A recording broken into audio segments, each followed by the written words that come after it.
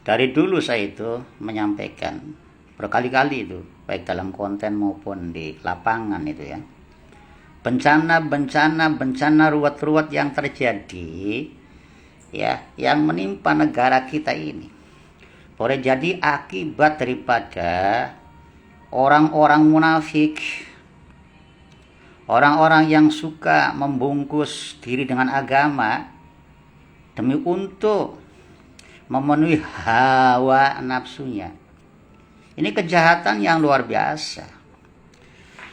Karena keimanan, akidah atau ideologi itu tidak terasa banget itu. Didoktrin, disusupkan itu pada umat, kepada rakyat ini ya. Orang-orang yang mengaku dirinya profesor, pinter, turunan Habaib, kiai, ulama dan sebagainya itu, yang punya kepentingan mendahulukan hawa nafsunya itu. Mereka suka sekali itu berbungkus bak pahlawan, berbungkus bak paling agamis, berbungkus bak paling islami ya. Mereka dengan tega dan kejinya itu menebarkan hoak, menebarkan fitnah itu, mencaci maki, menghujat, menjustifikasi golongan-golongan lain. Ini kekejian yang nyata. Tidak heran maka Allah ini akan murka itu. Terjadilah bencana di mana-mana. Lalu ada golongan sepertinya settingan bahwa bencana ini terjadi karena tidak menghargai golongan itu, karena tidak menghormati golongan itu ya. Seolah-olah ini mubahalahnya ini, sumpah serapannya ini tajam silet, seolah-olah lisannya itu seperti waliullah ya.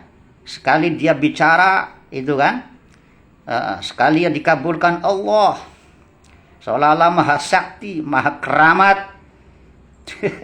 Supaya apa? Supaya masyarakat itu kemudian berbondong-bondong itu menjadi dan mengikuti golongan mereka. Berbagai cara itu merekrut budak-budak untuk dijual ya, menjadi apa, dagangan politik, menjadi dagangan tujuan-tujuan yang tidak jelas. Kemudian yang rusak siapa? Yang rusak adalah rakyat kita, yang rusak adalah umat, saudara-saudara kita.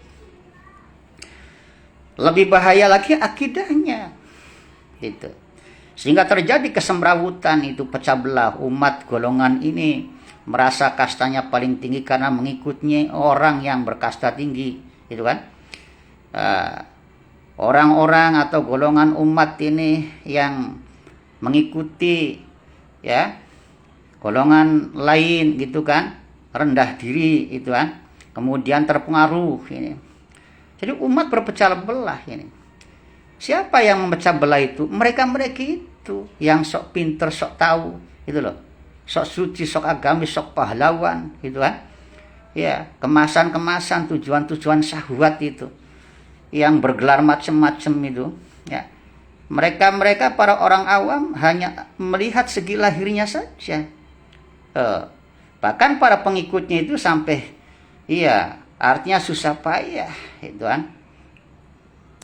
Susah payah kehidupannya, sementara para komando-komandonya itu kan, para elit, para tokohnya itu kan, yang memanfaatkan kebodohan umat, kebodohan rakyatnya, hidup bergelimang harta gitu ya.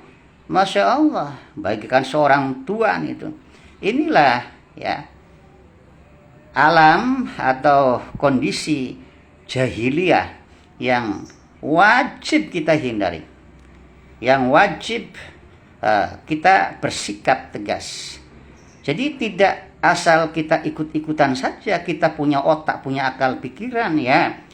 Janganlah kita kemudian tergiur oleh sebuah golongan beriming-iming surga, beriming-iming keturunan, kemudian ta'assub, kita berbudak diri ya, sampai iya harga diri kita, marwah kita, bahkan kadang-kadang tanpa terasa akidah kita dikatakan. Masya Allah, astagfirullah.